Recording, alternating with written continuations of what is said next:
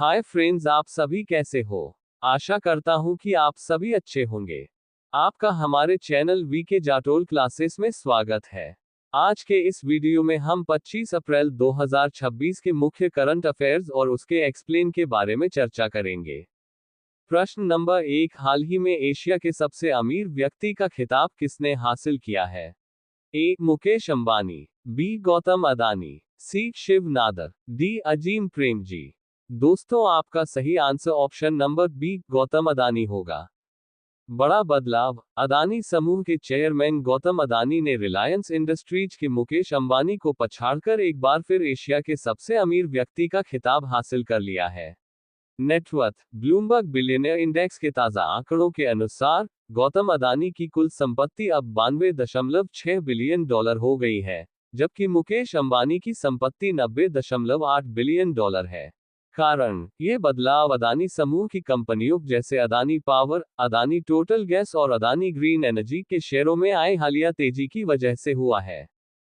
Global ranking. दुनिया के शीर्ष अमीरों की सूची में गौतम अदानी अब 19वें और मुकेश अंबानी 20वें स्थान पर हैं। अन्य भारतीय इस सूची में लक्ष्मी मित्तल, शिव नादर और सावित्री जिंदल जैसे अन्य बड़े भारतीय नाम भी शामिल हैं। प्रश्न नंबर 2, लता दीनानाथ मंगेशकर पुरस्कार 2026 से किसे सम्मानित किया जाएगा?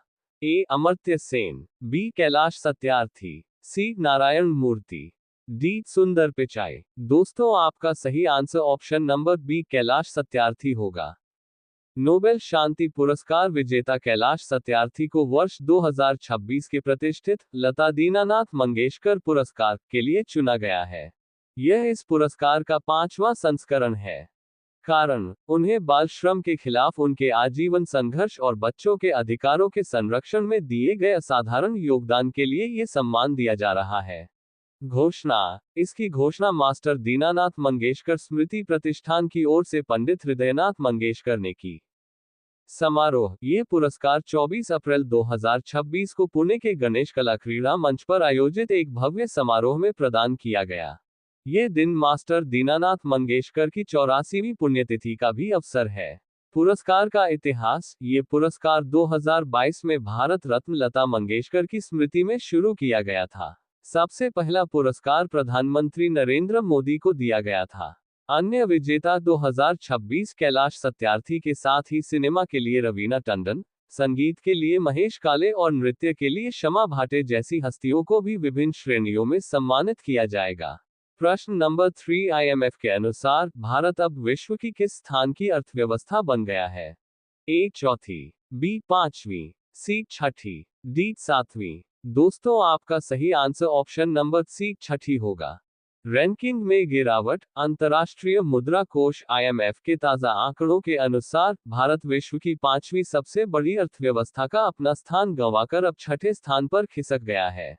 ब्रिटेन की वापसी। ब्रिटेन ने भारत को पछाड़कर फिर से दुनिया की 5वीं सबसे बड़ी अर्थव्यवस्था का दर्जा हासिल कर लिया है।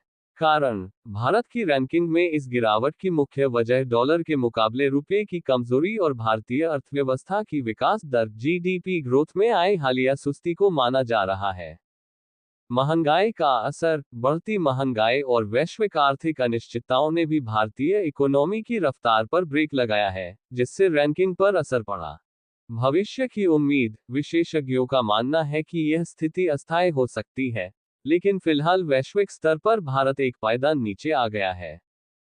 प्रश्न नंबर 4, भारत के लोगों पर नया पोस्ट कार्ड किस विभाग ने जारी किया? ए. रेलवे विभाग, बी. डाक विभाग, सी. पर्यटन विभाग, डी. रक्षा मंत्रालय। दोस्तों, आपका सही आंसर ऑप्शन नंबर बी डाक विभाग होगा।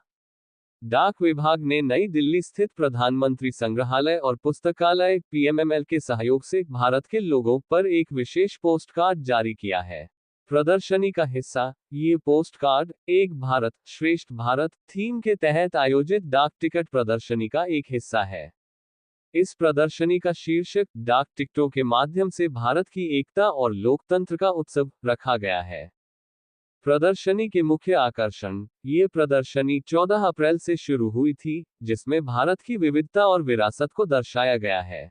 इसमें आदिवासी प्रतिरोध, स्वतंत्रता संग्राम में महिलाओं का योगदान, भारत के त्योहार और यहाँ के लोगों की संस्कृति से जुड़े विभिन्न खंड सेक्शंस प्रदर्शित किए गए हैं। उद्देश्य: इस पहल का उद्देश्य डाक टिकटों और पोस्टकार्ड के माध्यम से भारत की समृद्ध सांस्कृतिक एकता और लोकतांत्रिक मूल्यों को आम जनता, विशेषकर युवाओं तक पहुंचाना है। प्रश्न नंबर 5, भारतीय जहाजों की सुरक्षा के लिए 12,980 करोड़ रुपए के किस प्रस्ताव को मंजूरी दी गई है?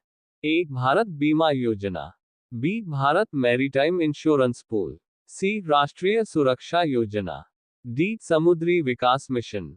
दोस्तों, आपका सही answer option number B, Bharat maritime insurance pool होगा।